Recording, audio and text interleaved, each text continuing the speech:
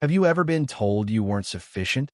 For Sophia Langford, those harsh words came from the man she'd dedicated 10 years to creating a shared existence with. During a supper gathering, encircled by their nearest acquaintances, her former spouse, Ethan Hargrove, raised a glass to his fresh betrothed, labeling her a substantial improvement. The disgrace was a devastating strike, a communal dismantling of their joint past. But what unfolds when the lady who was discarded, forced to reconstruct her fragmented existence, discovers a romance so intense it disrupts the core of the society that spurned her? This tale is about this supreme resurgence. The tinkling of goblets and the soft buzz of chatter permeated the eating area of what had formerly been Sophia's residence.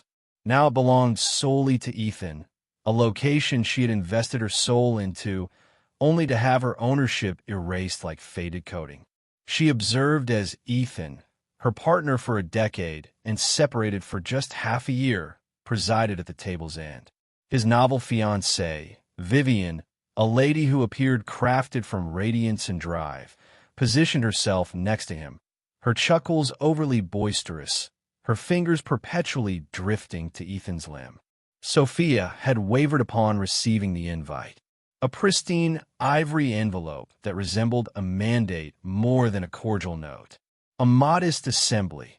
Ethan had mentioned via call, his tone sleek and convincing. It's time we progressed, Soph, for our companions' benefit. Their companions? The notion was a sour remedy. They had been her allies as well. Yet in the split, they were allocated like possessions, and Ethan, with his effortless allure and substantial funds, had secured the majority. She adjusted her plain ebony outfit, a sharp difference from Vivian's shimmering amber attire. Sophia had selected it intentionally, a subtle expression of grief for an existence that had been abruptly disassembled. She had devoted 10 years bolstering Ethan's emerging profession as a designer, foregoing her own creative aspirations to oversee their household, entertain his patrons, and serve as the ideal modest spouse. She had been the base, and he had erected his domain upon her. To fresh starts, Ethan proclaimed, elevating his goblet. His gaze traversed the table, a dozen known countenances beaming in return. They rested on Sophia briefly, a spark of something indecipherable in their intensity before shifting to Vivian. And to my extraordinary betrothed, Vivian beamed, her gemstone band capturing the illumination and dispersing it throughout the space. It was an ostentatious item, a jewel that proclaimed fresh wealth and a frantic quest for affirmation. Sophia's previous band, now stowed in a container at her wardrobe's base, had been a refined antique item, evidence of a romance that had once appeared eternal. I recognize the previous year has been intricate, Ethan proceeded, his tone adopting a revealing quality that caused Sophia's abdomen to tighten. But I've never felt more content. Vivian has introduced a brilliance into my existence that I hadn't even acknowledged was absent. He pivoted to his betrothed, his tone lowering to a private whisper intended for all to overhear. She's a major upgrade. The phrase lingered in the atmosphere, dense and oppressive. A couple of uneasy throat clearings shattered the quiet. Somebody let a utensil fall. Sophia sensed the color flee her complexion, the chamber swaying precariously. An upgrade. The term was an assault, a communal assertion of her insufficiency. It wasn't sufficient that he had abandoned her, that he had substituted her so swiftly. He needed to belittle her, to diminish their 10 years to a simple milestone on his route to superiority. She surveyed the table, seeking a supportive countenance, an indication of alliance. But her companions, their companions, evaded her stare. They examined their chalices, their dishes, the elaborate design on the wall covering. They were accomplices in her disgrace. Their quietude, an implicit endorsement of Ethan's harsh judgment. Vivian, meanwhile, appeared to delight in the instance. She inclined forward and embraced Ethan, a domineering, victorious action. "Oh, sweetheart," she purred, "you're excessively kind." Sophia's palms quivered beneath the table. She yearned to yell, to hurl her beverage at Ethan's complacent expression, to demolish the meticulously built veneer of politeness. But she was immobilized, ensnared in a horror of her own creation. She had attended seeking resolution, for a hint that they could recover some form of camaraderie from the debris of their union. Instead, she had received an additional portion of disloyalty. The remainder of the meal was indistinct. Sophia nudged her cuisine across her dish, the costly repast savoring like cinders in her mouth.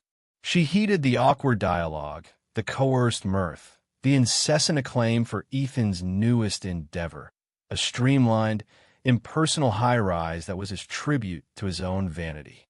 She felt like a specter at the banquet, a remnant of a history everyone was keen to disregard. When the sweet courses were removed, Sophia at last discovered her voice. "I must depart," she uttered, her speech scarcely audible. Ethan glanced upward, a trace of astonishment in his gaze. "Already? The evening remains youthful. I have an early start," she fabricated, her tone acquiring a fragment of vigor. She rose, her seat grating against the gleaming surface. "Appreciate everything." The sarcasm escaped him. "Certainly, sophomore. We'll repeat it shortly." She didn't rely on herself to respond, to provide a courteous, insignificant reply. She merely nodded, her eyes sweeping the visages of those she had once deemed her allies. They proffered feeble grins, a handful of tepid gestures. As she exited the dwelling, the chilly evening breeze was a gratifying respite. She refrained from glancing rearward. She didn't wish to view the cozy radiance of the dining area, the existence that was no longer hers. She entered her unpretentious vehicle, far removed from the opulent cars lining the driveway, and departed. The tears she had restrained at last cascaded down her cheeks. An upgrade. The term reverberated in her thoughts, a vicious, persistent chant. She had bestowed upon Ethan her prime years, and he had rejected her as though she were an obsolete device, a segment of antiquated machinery. She had been naive to believe he possessed compassion, benevolence. He was an individual who comprehended worth solely in terms of its utility to him, and she, evidently, had surpassed her utility. But as she navigated the obscured avenues, a fresh sensation commenced to fester beneath the agony and shame. It was a gradual, igniting fury, a flicker of rebellion against his brutality. He had deemed her inferior. He had dismissed her, but she was not shattered. She was a lady who had been undervalued, and she would be cursed if she permitted him the final statement. The evening was shadowy, but for the initial occasion in an extended period, Sophia perceived a spark of illumination ahead. It was the emergence of a novel day, and she would confront it according to her own conditions. The aroma of solvent and flaxseed oil was Sophia's haven. It was the fragrance of invention, of novel commencements, of a life she was gradually, laboriously constructing for herself. Her art exhibition space, a modest, unpretentious area in a less trendy section of the metropolis, was her assertion of autonomy. It was distant from the barren, simplistic style of the abode she had cohabited with Ethan, a spot where each item had been selected for its prestige rather than its essence. The exhibition was a splendid disorder, a tumultuous harmony of hue and glow. Paintings rested against the partitions, figures scattered the ground, and drawings were affixed to a broad bulletin board, a pictorial record of her creative path. It was an area that was boldly hers, a mirror of the lady she was evolving into, not the one she had been. In the periods after the calamitous supper event, Sophia had immersed herself in her labor with a fervent zeal. The exhibition, which had formerly been a secondary pursuit, a pastime that Ethan had condescendingly endured, was now her salvation. It was the sole location where she felt complete, where her value wasn't gauged by her closeness to a dominant male. The upgrade remark had been a pivotal moment. It had cut the final worn strand of her link to her former existence. She had ceased responding to communications from their shared acquaintances, their delayed, insincere regrets sounding empty in her ears.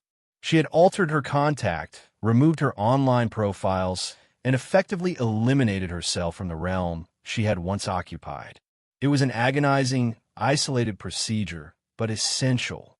She was severing a portion of herself to preserve the remainder. Her days were extended and isolated. She would reach the exhibition at daybreak, the metropolis still dormant, and toil until her limbs throbbed, and her thoughts were mercifully vacant. She depicted with a primal, instinctive force, directing her suffering, her wrath, her sorrow onto the fabric. Her creations, which had once been subtle and controlled, were now audacious and provocative. She illustrated rugged terrains, splintered likenesses, and conceptual bursts of shade. Each stroke was a recapture of her personal tale, a revision of the narrative that Ethan had attempted to enforce upon her. One midday, as she grappled with a notably demanding work, a vast fabric that was a vortex of furious crimsons and profound marred indigos, the chime over the entrance rang. Sophia, absorbed in her task, didn't glance up. "We're not formally accessible," she stated, her tone hoarse with focus. "I'm not a patron," a profound, serene voice responded. Sophia pivoted, a spark of irritation in her gaze. A gentleman positioned himself in the entry, his outline bordered by the vivid midday sun. He was lofty and flawlessly attired in a somber ensemble that appeared misplaced in her eclectic refuge. He possessed graying locks at his sides and eyes that were a striking hue of azure, the tone of a frosty heaven. "May I assist you?" she inquired, her manner abrupt. She was uninterested in guests, in disruptions. The gentleman advanced into the exhibition, his gaze surveying the chamber with a subdued fervor. He proceeded with an elegance that was unexpected for a man of his stature, his aura permeating the area without dominating it. He halted before her incomplete artwork, his attention dwelling on the fabric. "This is potent," he remarked, his tone a subdued thunder. "There's considerable anguish in it, but there's also immense fortitude." Sophia was startled. Most individuals who strayed into her exhibition provided courteous, trivial accolades. They discussed the tones, the arrangement, the method. But this gentleman, this unfamiliar person, perceived beyond the exterior. He discerned the narrative she was endeavoring to convey. "I'm Alexander Voss," he stated, offering a palm. The title held no significance for her. She had been so detached from the domain of commerce and authority, the sphere that Ethan had so eagerly pursued, that she didn't identify the name of one of the metropolis's most reclusive and impactful tycoons. "Sophia," she answered, clasping his palm. His hold was solid, his palm temperate. "I was strolling past," he mentioned, his gaze still on the artwork, "and I was attracted by the vitality of this location. It's vibrant." Sophia sensed a flush ascend her neck. She wasn't accustomed to commendation, not the authentic, unaltered variety. Ethan had perpetually been her most severe evaluator, his praises infused with understated criticisms, his motivation perpetually provisional. "I'm still discovering my expression," she stated, a hint of protectiveness in her manner. "It appears to me you've already located it," Alexander responded, his stare finally encountering hers. "You merely need to rely on it." There was an earnestness in his gaze that was unsettling. He wasn't attempting to dazzle her, to adulate her, to obtain something from her. He was merely perceiving her. And for the initial time in an extended period, Sophia felt perceived. They devoted the subsequent hour conversing. He queried about her creations, her motivation, her approach. He attended with a focus that was both disconcerting and profoundly complimentary. He didn't discuss himself, about his enterprise, about his riches. He was a gentleman who was at ease in his own form, who didn't require to proclaim his significance to the globe. When he ultimately departed, he acquired one of her minor artworks, a serene, reflective item that was a stark opposition to the primal sentiment of her grander pieces. He compensated in currency, a neat bundle of notes that exceeded what she had earned in the prior month. "I sense this is merely the commencement for you, Sophia," he remarked as he positioned himself in the entry. "I anticipate observing what you accomplish next." And then he vanished, leaving Sophia in a condition of astonished quiet. She gazed at the vacant area where he had stood, an odd blend of feelings swirling inside her. She was curious, complimented, and somewhat alarmed. Alexander Voss was a gentleman accustomed to acquiring what he desired, and she couldn't dispel the sensation that he desired something from her. But as she returned to her artwork, the furious crimsons and marred indigos no longer appeared so daunting. There was a fresh shade on her array, a sliver of optimism, a tint of azure that was the hue of a frosty heaven. The exhibition remained her haven, but for the initial time in an extended period, she didn't feel so solitary within it. The marks were still present, but they were starting to resemble the inception of something exquisite. Alexander Voss became a frequent guest at the exhibition. He would materialize unexpectedly, a subdued, inconspicuous aura in the tumultuous splendor of her workspace. He never lingered extensively, but his appearances became a font of serene consolation for Sophia. He would observe her labor, his aura a mute incentive, his sporadic observations perpetually astute, perpetually insightful. He was a gentleman of opposites. He donned custom outfits that cost more than her monthly lease. Yet he appeared entirely comfortable in her pigment-dotted workspace. She had never envisioned that she would discover romance again, not following the ruin of her separation. She had constructed a barrier around her core, a fortification of suffering and mistrust. But Alexander, with his subdued endurance and his steadfast faith in her, had discovered a method to penetrate her safeguards. "I don't know what to express," she faltered, her tone quivering. "You don't need to express anything," he stated, his palm tenderly cradling her countenance. "Just permit me to demonstrate what it's like to be cherished by a man who perceives you, all of you, and believes you're flawless." He leaned forward and embraced her, a tender, hesitant embrace that was replete with assurance, of optimism, of a future she had never ventured to envision. In that instant, standing on a terrace overlooking a metropolis that had once been the setting for her deepest sorrow, Sophia felt a tranquility envelop her.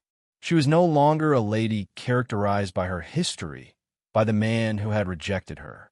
She was a lady who was cherished, a lady who was treasured, a lady who was finally genuinely liberated.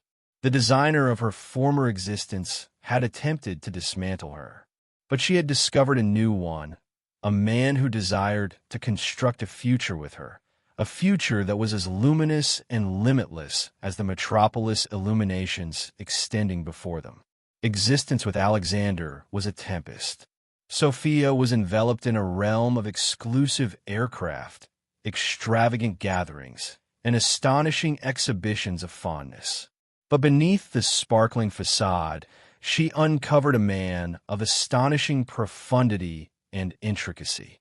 Alexander was not merely a tycoon. He was a man with a history, a man with confidences, a man propelled by a vehement, nearly compulsive necessity to safeguard those he adored. He was an accumulator of exquisite items, not just creations, but individuals. He encircled himself with a compact, faithful group of associates and staff, all of whom were ardently committed to him. He had rescued them from challenging situations, cultivated their abilities, and provided them an existence they could only have fantasized about. He was a kind-hearted manipulator, directing the threads of their lives with a soft but resolute grip. Sophia initially was cautious. She had just evaded a bond where she had been dominated and influenced, and she was horrified of tumbling into the identical snare. But Alexander was distinct. He didn't desire to alter her. He desired to empower her. He perceived her capability, her skill, and he was resolute to aid her attain it. He funded her exhibition, converting it from a faltering side street workspace into a stylish, desired location in the core of the metropolis's creative quarter. He presented her to prominent reviewers and accumulators, and soon her creations were praised in the sections of esteemed creative publications. She was no longer a faltering creator. She was an ascending luminary, a presence to be considered in the rivalrous creative sphere. But with her recent achievement came a fresh array of obstacles. She was now a communal personality, her existence the topic of rumor sections and sensational conjecture. Her bond with Alexander was a font of perpetual intrigue, and she found herself propelled into a glare she had never pursued. One night, as they prepared for a philanthropic sale, Sophia found herself gazing at her image in the reflector. She was donning a magnificent high-fashion robe, a gemstone collar sparkling at her neck. She appeared like a different lady, a lady who fitted in this realm of affluence and advantage. But as she gazed into her own eyes, she saw a spark of dread, a trace of the former Sophia, the lady who was still fearful of being a letdown. "What troubles you?" Alexander inquired, approaching from behind and encircling his arms around her midsection. "I don't know if I can manage this, Alexander," she murmured, her tone shaking. "This existence, it's not me." He rotated her to confront him, his palms tenderly cradling her countenance. "This existence is whatever we desire it to be, Sophia. It's not about the funds, the events, the attire. It's about us. It's about you and me constructing an existence together on our own conditions." His statements were a solace, but they didn't entirely erase her uncertainties. She couldn't dispel the sensation that she was living a loned existence, a myth that could conclude at any instant. Her apprehensions were actualized a few weeks later when she happened upon a document on Alexander's device. It was an elaborate profile on Ethan, a thorough account that encompassed his monetary logs, his commercial transactions, even his private correspondences. It was a disturbing record, a proof to Alexander's authority and his extent. She challenged him that night, her core throbbing in her chest. "Why, Alexander? Why possess this?" He didn't attempt to refute it. He merely gazed at her, his azure eyes brimming with a melancholy she had never witnessed before. "I needed to know who he was, Sophia. I needed to comprehend the man who injured you. So, you monitored him. You infringed on his seclusion. I shielded you," he stated, his tone subdued and fervent. "I will perpetually shield you." Sophia was divided. A portion of her was moved by his vehement commitment, his unyielding wish to protect her from damage, but another portion was horrified. This was not the tender, modest man she had developed feelings for. This was a man capable of a merciless, strategic brutality, a man who would halt at nothing to obtain what he desired. "I don't require you to combat my conflicts for me, Alexander," she stated, her tone quivering. "I'm not a maiden in peril. I'm a mature lady who can manage herself." "I recognize that," he stated, his tone mellowing. "But you don't have to. Not any longer."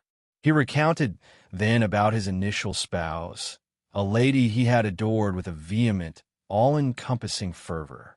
She had been a delicate, tender essence, a lady who had been shattered by a brutal and abusive former spouse. Alexander had endeavored to rescue her, to safeguard her. But he had faltered. She had ended her own existence, leaving him with an injury that had never completely mended. "I won't permit that to occur to you, Sophia," he stated, his tone dense with unwept sorrow. "I won't forfeit you." In that instant, Sophia comprehended his fixation with safeguarding her, his necessity to dominate every facet of their existences. It wasn't about dominance. It was about terror. He was a man who had been pursued by his history, a man who was horrified of repetition. She approached him, then, her fury supplanted by a profound, painful sympathy. She enveloped her arms around him, clutching him near as he shook in her hold. He was not a fiend. He was a man who had been injured, a man who adored her with a vehement, desperate fervor. "You won't forfeit me, Alexander," she murmured, her lips against his locks. "I'm not her.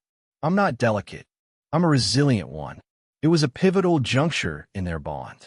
The confidences were revealed. The disguises were removed. They were two damaged individuals who had discovered each other in the remnants of their histories. Their romance was not a myth. It was a disorganized, intricate, exquisite actuality. She still possessed her apprehensions, her uncertainties, but she also possessed a man who adored her, a man who would shift the cosmos to maintain her secure. It was an intimidating, frightening, and thrilling possibility. She was no longer just a lady who had been improved. She was a lady who had been selected, a lady who was adored, a lady who was finally genuinely settled. The Tycoon strategy had succeeded, but the contest was distant from concluded. Ethan observed from across the bustling eatery as Sophia chuckled, her head tilted back, her eyes gleaming. She was with Alexander Voss, the tycoon who had become the metropolis's recent fixation. They were the ideal duo, their every action documented in the elite columns. And Sophia, she was luminous. She was a lady he scarcely identified, a lady who had discarded the covering of the subdued, modest spouse he had known and surfaced as a self-assured, enthralling being. A acrid, unfamiliar sentiment twisted in his abdomen. It was envy, a sensation he hadn't encountered since he was an adolescent, competing for the focus of the loveliest girl in class. He had perpetually been the one who was respected, the one who was coveted. He had never been the outsider gazing inward. He sipped his vintage, the costly year tasting acidic on his palate. He was present with Vivian, his betrothed, the improvement he had so arrogantly displayed to the globe. But the luster had diminished from his new acquisition. Vivian was lovely, driven, and completely draining. She was a lady who was perpetually acting, perpetually pursuing confirmation, perpetually requiring more. She was a void of necessity, and he was weary of being her provider. He had believed that abandoning Sophia was the solution, that a fresh lady, a fresh existence, would deliver him the joy he had always yearned. But he had been mistaken. He had exchanged a serene, comfortable romance for a fervent, unstable one, and he was commencing to realize that he had committed a dreadful error. He yearned for Sophia. He yearned for her subdued power, her mild wit, her steadfast faith in him. He yearned for the effortless closeness they had shared, the comfortable quiets, the sensation of being genuinely understood. He had undervalued her, and now, as he observed her with another gentleman, he was overwhelmed by a remorse so deep it was a bodily pain. "What are you gazing at?" Vivian's piercing tone sliced through his reflections. "Nothing," he deceived, redirecting his focus to her, but she had noticed the path of his stare. "Oh, it's her," she remarked, her tone oozing with contempt. "The minor creator. I can't believe she's with him. What does a gentleman like Alexander Voss perceive in a lady like that?" The statements were intended to be a consolation, a reaffirmation of his selection, but they produced the contrary outcome. They kindled a flicker of wrath in him, a defensive impulse he hadn't realized he still held. "She's a skilled lady, Vivian," he stated, his tone strained. "And she's a decent individual." Vivian sneered. "She's an insignificant. He'll weary of her soon enough." But Ethan wasn't certain. He had observed the manner Alexander regarded Sophia, the authentic fondness and esteem in his gaze. It was the manner he used to regard her an eternity ago. The meeting at the eatery was a trigger. Ethan found himself contemplating Sophia incessantly. He would navigate past her exhibition, a twinge of something he couldn't quite identify twisting in his chest. He would browse through the reports about her. a combination of pride and covetousness conflicting within him. He had formed this lady, he convinced himself. He had been the one to motivate her creativity, to provide her the room to invent. But he knew profoundly that it was a falsehood. He had endured her creativity. He had never truly backed it. He had viewed it as a diversion, a pastime, not the vehement, blazing fervor it had become. He began contacting her, leaving disjointed, inebriated communications on her recorder. He informed her he yearned for her, that he had erred, that he desired her return. He was a gentleman disintegrating, his meticulously built world collapsing around him. Sophia never replied. She had advanced, and he was a phantom from an existence she had no wish to revisit. His bond with Vivian worsened.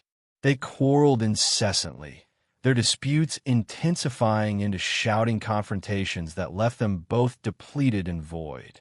She charged him with being fixated on his former spouse, and he couldn't refute it. He was a gentleman pursued by the history, by the decisions he had made, by the lady he had so negligently discarded.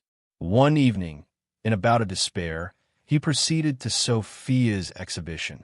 It was tardy. The illuminations were extinguished, but he could perceive her within, a lone silhouette navigating through the shades. He rapped on the entrance, his core throbbing in his chest. She unlocked it, a spark of astonishment in her gaze, swiftly replaced by a cool, protected look. "What do you desire, Ethan?" I wish to converse," he stuttered, his prepared address abandoning him. "We have nothing to converse about," she stated, her tone level. "Please, Sophia," he implored, his dignity a remote recollection.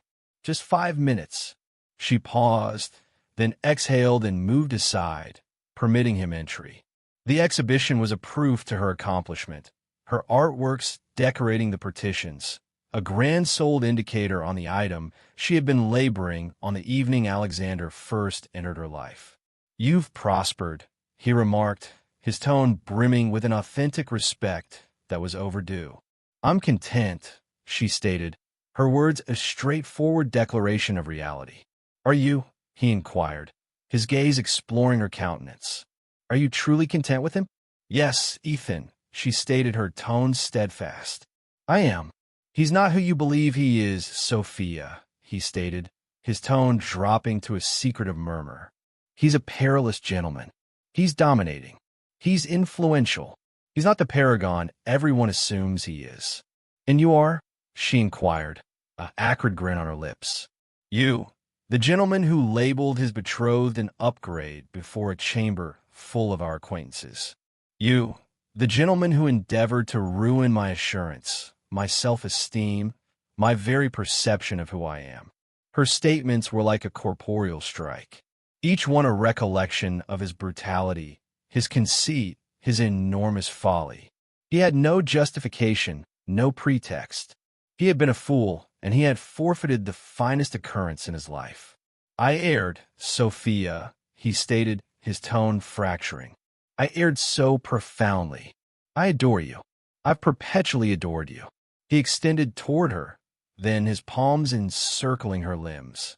For an instant, she permitted the contact, her form rigid and unresponsive. He gazed into her eyes, seeking a spark of the former Sophia, the lady who had adored him, the lady who would have pardoned him anything. But she was absent. The lady before him was an unfamiliar, a lady who had been shaped in the blaze of his disloyalty, a lady who had surfaced more robust, more durable, and completely beyond his grasp. She withdrew from him, her eyes frigid and distinct. "It's too tardy, Ethan," she stated, her tone lacking sentiment. "You had your opportunity, and you discarded it. Now I believe it's time for you to depart." She unlocked the entrance, a mute, ultimate rejection. He positioned there briefly, a shattered gentleman in the debris of his own creation. He had been the designer of his own suffering, and now he had to reside in the vacant, barren abode he had constructed for himself. He was the phantom, and she was the one who had revived. The betrothal declaration was a subdued occasion, a straightforward, refined note dispatched to a chosen assembly of associates and kin. But in the era of digital networks, subdued occasions tend to become worldwide announcements. Within hours, the narrative was ubiquitous, a banner that shouted from the displays of devices and pads globally. Tycoon Alexander Voss to marry creator Sophia Langford. The announcement generated ripples through the metropolis's upper class, the identical group of individuals who had observed Sophia's communal disgrace mere months prior. The lady they had rejected as inferior, a reject, and insignificant, was now linked to one of the globe's most influential males. It was a rags-to-riches narrative, a myth, a delectable, compelling fragment of rumor. For Sophia, the response was an odd combination of justification and discomfort. She had never pursued vengeance, but she couldn't refute the subdued gratification she felt at the idea of her former acquaintances, the ones who had so readily aligned with Ethan, now sputtering on their dawn brew as they perused the announcement. But the focus was also overpowering. She was no longer merely a creator. She was a communal personality, her existence a product to be devoured by a voracious audience. She was pursued by photographers, her every action examined, her history dissected by sensational reporters who were desperate to discover a flaw in her impeccable veneer.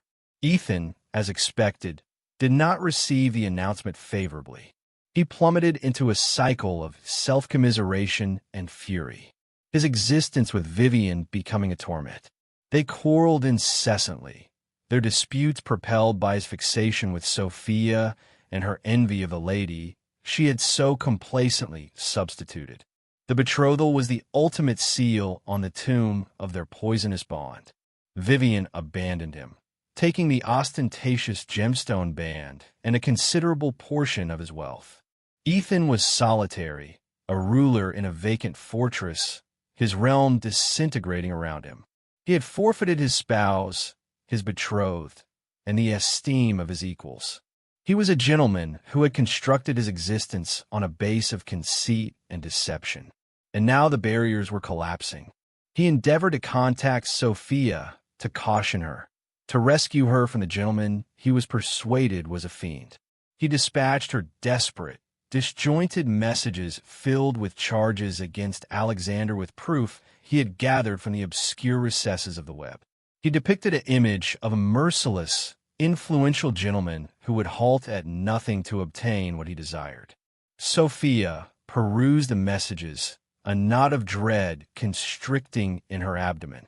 A portion of her, the former, uncertain Sophia, was tempted to trust him. She had witnessed glimpses of Alexander's shadowy aspect, his ability for a chilly, strategic mercilessness, but she had also witnessed his benevolence, his liberality, his unyielding romance for her. She challenged Alexander, the messages reproduced in her quivering palms. Is any of this accurate? He perused them, his countenance a facade of rock. When he glanced up, his eyes were brimming with a fatigued melancholy. Some of it, he confessed, his tone subdued. I've committed acts I'm not proud of, Sophia. I've created adversaries. I've had to be merciless to endure in the realm I occupy. He recounted, then, about the darker facet of his enterprise, the company acquisitions, the governmental scheming, the conflicts he had engaged and triumphed. He didn't offer justifications. He didn't endeavor to validate his actions. He merely presented the truth to her, a stark, unaltered admission. This is who I am, Sophia, he stated, his tone burdened with the mass of his history. I'm not a flawless gentleman. I'm a gentleman who has erred, but I adore you, and I will devote the remainder of my existence attempting to be the gentleman you merit. It was a risk, a trial of her romance, of her faith. He was providing her an escape, an opportunity to depart before it was too tardy.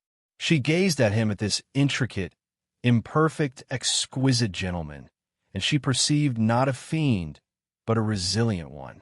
He was a gentleman who had been formed by his history, but not characterized by it. He was a gentleman who was prepared to be exposed, to be truthful, to be authentic. I'm not flawless either, Alexander, she stated, her tone gentle but stable. We're two damaged individuals who have discovered a way to be complete together. I'm not departing. The nuptial arrangements commenced earnestly, a tempest of activity that was a gratifying diversion from the tempest that was forming ahead. The nuptial was to be a magnificent occasion, a festivity of their romance, a communal assertion of their dedication to each other. But as the day approached, Sophia couldn't dispel a sensation of omen.